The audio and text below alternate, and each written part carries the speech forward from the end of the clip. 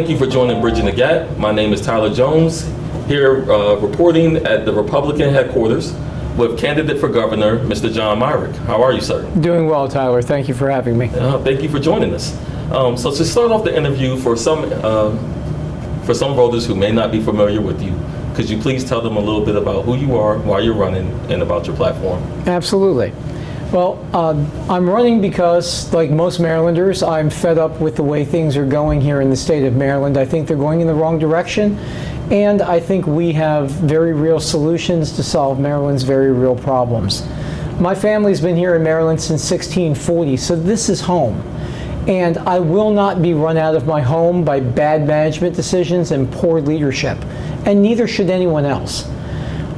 We selected Dr. Brenda Cham, a school teacher from Washington County, a former legislator with the Maryland General Assembly, as our running mate for lieutenant governor, because I wanted a lieutenant governor who will actually help us fix the schools and someone who can be a true partner in making sure that we govern Maryland properly. I started out my career as a deputy sheriff up in Harford County, patrolling the streets of Maryland in the dark at night and protecting Marylanders in their most vulnerable state.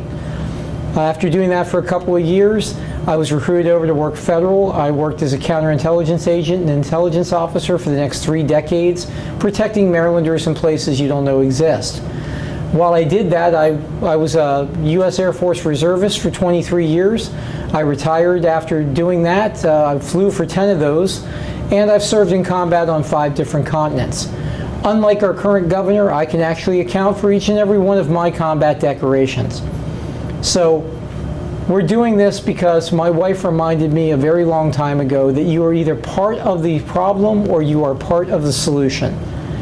And I have rarely in my lifetime been considered part of the problem. I consider myself a public servant. I have very little use for politicians. Politicians simply talk about problems. Public servants solve them. So my running mate and I are public servants. And we have never forgotten who we work for, and that's the people of the state of Maryland. And we never will forget that. And we think we can do better because we are in a fight this time for the very survival, we believe, of the state of Maryland. And if we are unsuccessful, I fear that you will not recognize Maryland in 2030 when the next election cycle rolls around. And that's an unacceptable proposition for a Marylander. Mr. Myrick, you have a very decorated career. I appreciate you for stepping up to the challenge and doing what you think is best to run for the state of Maryland as our new governor. Thank you. So I do have some questions that cater specifically to our audience here on the Eastern Shore, things that would be on the forefront of our mind. And one of them, what are the top 3 problems that you have identified within the state of Maryland, and what would you do within the first year to begin resolving those issues? Well, obviously the major problem here in Maryland is simply affordability. As we all know, any of us who open a power bill in the state of Maryland usually does that with sticker shock every month at this point. Energy costs have risen to the point where Marylanders now pay more than any other state in the union for electrical bills. And that's unacceptable. That's all due to bad policy. The current governor's green energy initiatives are bankrupting the state of Maryland and bankrupting Marylanders across the state. So we have a plan to drive energy prices down in the first 3 years by 50%. We think that'll make a huge difference. The second biggest problem that we've identified is simply lack of fiscal accountability and responsibility in Annapolis. People there forgot a very long time ago that they're not spending monopoly money or just numbers on a ledger. They're spending your hard-earned tax dollars. And you have an absolute right to know where every dime of that money is going. So we're going to bring in an independent audit team. We're going to go through line by line every part of the Maryland state budget, and we're going to find that money. And where we find fraud, or where we find waste actually, we will eliminate the waste. Where we find fraud, we will prosecute that, because no one steals your money on my watch. The other thing that we've identified as a major problem here in Maryland is obviously the public school system. Throughout the state, we are failing our children and we are robbing them of a future. I am a graduate of the Maryland public school system, again, unlike our current governor. And I can actually read, I can do math, I can make change for $1. These are things that most public high school graduates nowadays can't do statewide. And a Maryland high school diploma is absolutely worthless if you can't read it. And no Maryland business is going to hire you if you can't make change for $1. So that is exactly why I chose a school teacher as my running mate. Someone who has been in the classroom for the past 30 years every day seeing the problems. Someone with a PhD in special education leadership. And as I said, she's a former state delegate, so she understands how the legislature works. She will help us rebuild the school system, and I will take credit for it, because that's what a good governor does.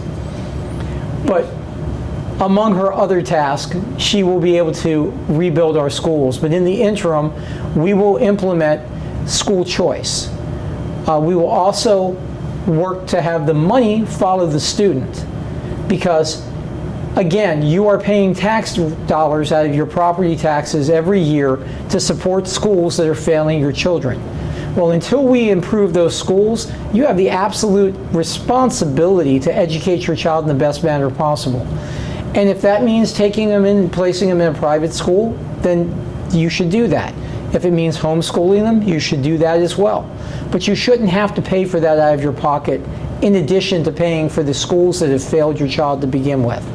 So we'll implement a tax credit for parents who either homeschool or send their children to private school for up to the amount that Maryland averages on their per capita spending per child, which right now is about $20,000 a year. We will force the Maryland public school system to compete for that money. And competition sparks one of two things: improvement or failure. And either way, your children will benefit, because you will be getting a tax credit if you have to educate them privately, and the schools will have to improve in order to compete for those dollars. I love that your last point is actually focusing on our youth and building onto that. We notice here on the Eastern Shore that a lot of our youth, once they graduate college, they leave the Eastern Shore for different opportunities, usually money. And I would like to ask you, as governor, what would you do to actually keep them here? It could be with industry or infrastructure. Certainly. What would you do? Certainly. And again, this is a major issue we have all over the state. I spoke recently at the University of Maryland in College Park, and I asked a room full of about 200 students how many of them planned on staying in Maryland after they graduated. 3 hands went up. Because the rest of them understand that there is no economic opportunities for them here in Maryland, other than outside of the biomedical field or government service. There's nothing for them to pursue. Well, we're going to fix that by bringing business opportunities and economic opportunities back to Maryland, and specifically back here to the Eastern Shore.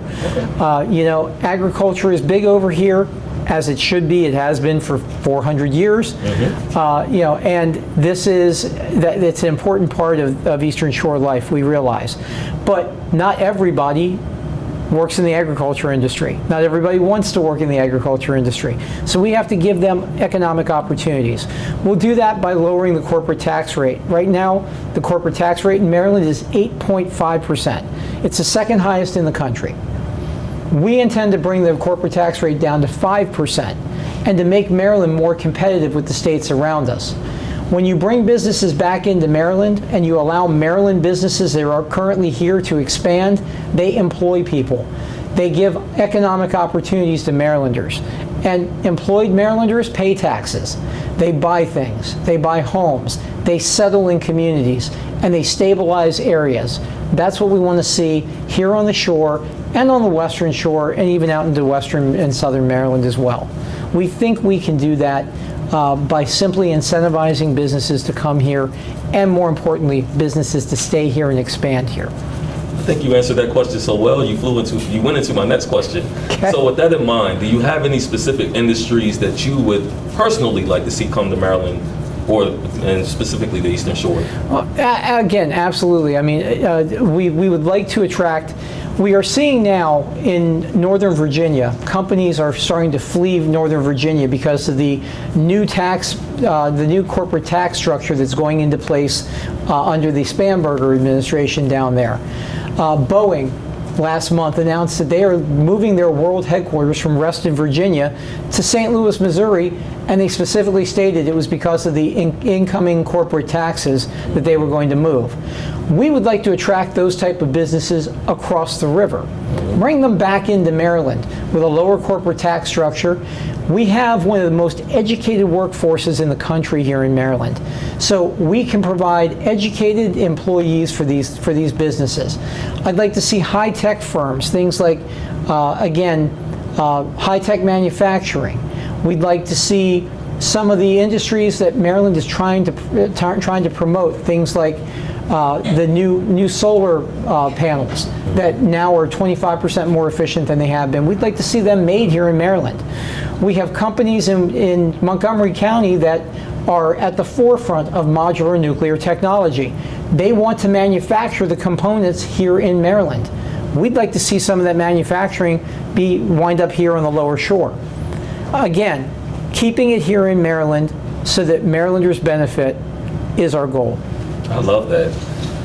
Another thing that really is lacking here on the Eastern Shore, broadband expansion. We hear about it every election cycle. What would you actually do to make sure that the Eastern Shore has affordable and reliable broadband access? I'll tell you, it's not just here on the shore. It's Western Maryland as well. And believe it or not, it's even just outside of Annapolis. Wow. If you drive across Route 50, there's a dead spot in Davidsonville where you lose all phone coverage. Okay. Now, that's ridiculous when you're going from Washington, D.C. to the state capital in Annapolis. You lose phone coverage for about 3 miles. So one of my first calls is going to be to those high-tech companies to say, fix that problem, and then we'll work on the rest of the state, because I don't want to have to lose phone calls anymore. But yeah, we'll expand broadband access across the state, again, by incentivizing businesses to do so. The effort and the availability for it is there. Companies like Starlink now are offering low-cost broadband access at like $39 a month now. So it's ridiculously cheap for what they're offering.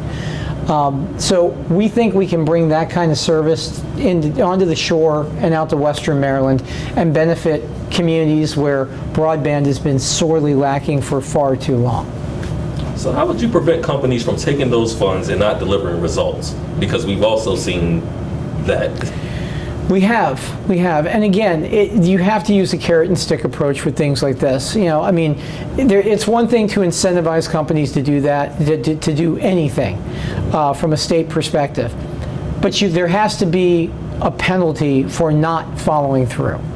And that can be built into legislation as well. If you are incentivized to do X and you don't do X within the specified time limit, then there should be a tax or a penalty on the other end of that to incentivize those companies to do that. Again, it's not hard. It really isn't. I love that. So the next topic I want to dive into is rural healthcare. Here on the Eastern Shore, we chatted a little bit prior to the interview. Yeah. Our healthcare systems are struggling. What is your actual plan for funding, policy, or partnerships to ensure that we can get healthcare here? We're also having difficulty with specialists. People are having to travel 2-3 hours. There's not a lot of access here currently. Right. Well, and again, that is a major problem. As we discussed earlier, I recognize that Caroline County over here on the shore is the only county in the state of Maryland that doesn't actually have a hospital. Mm-hmm. I don't understand how that's even possible. If you get in a car accident there, you either have to be shipped down here to Salisbury or sent to Dover, Delaware. Mm-hmm. So the closest hospitals are literally out of state. Mm-hmm. That's unacceptable.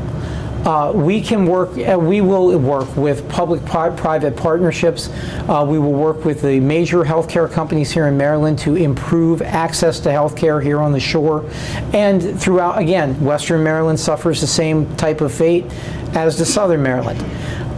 We also have a Maryland University healthcare system here in Maryland. The University of Maryland has one of the best medical facilities and medical care anywhere in the world.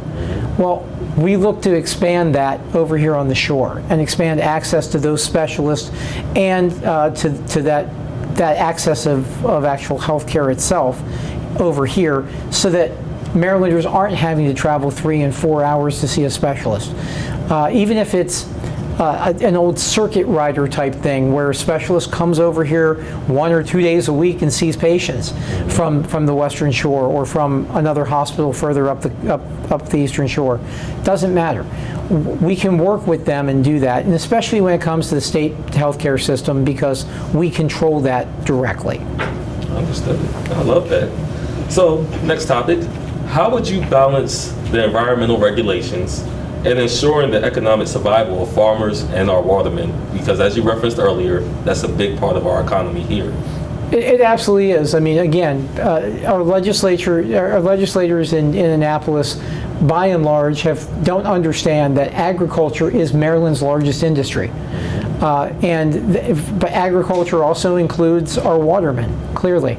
We know that they are suffering. I've met with watermen down in Chrisfield. I understand the challenges that they face. Again, I'm a Marylander. I grew up here. This is home. I understand the Bay. I understand the concept. So we will balance the environmental regulations in a manner that is consistent with growth.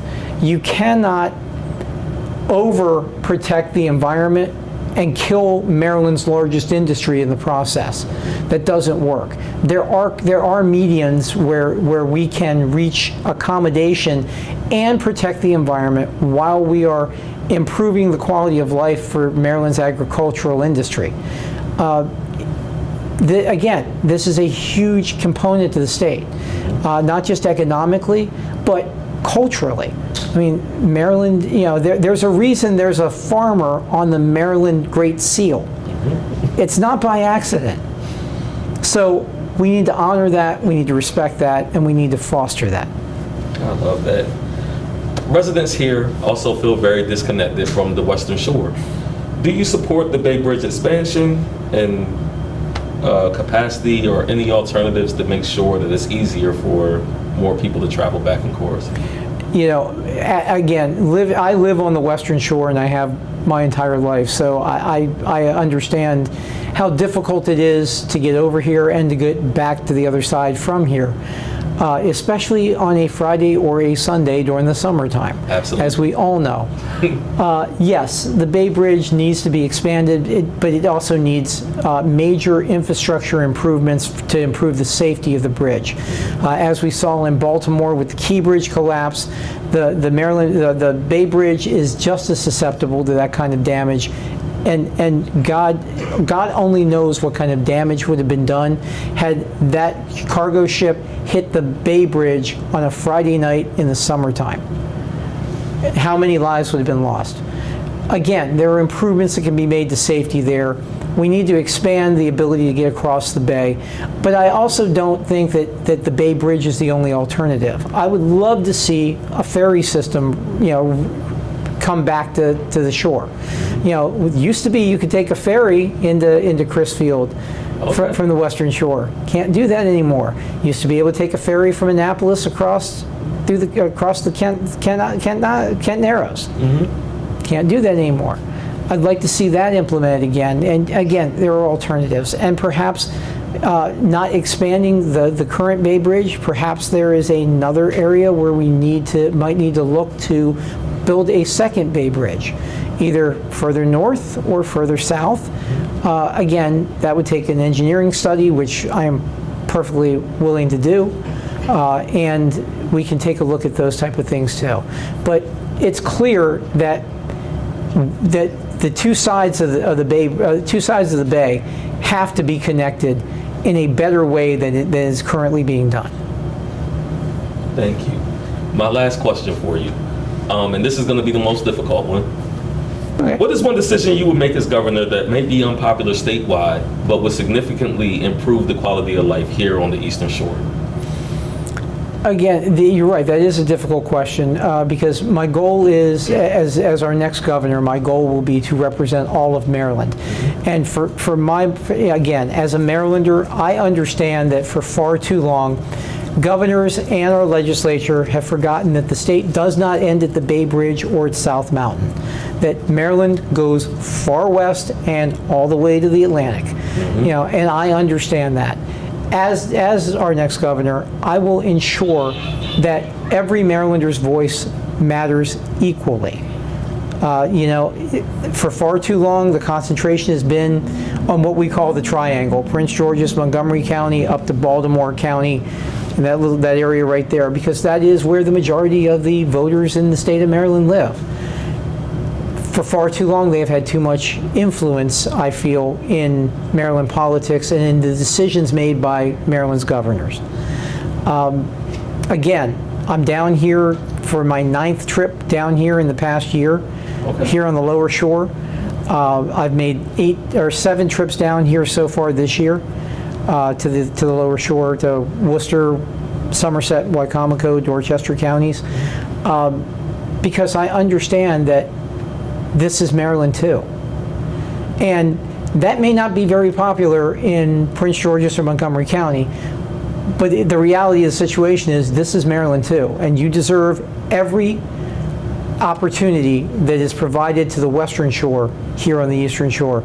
And as governor, I will ensure that you get that. Thank you, Mr. Myrick. I left this conversation. I feel very enlightened, and I look forward to seeing you in the primary. Well, actually, I look forward to seeing you here more often on the shore. Absolutely. But I look forward to seeing you on that primary ticket. All right. Thank you, sir. Thanks. Forgive me for following up. Thank you for working. You did great. You did great.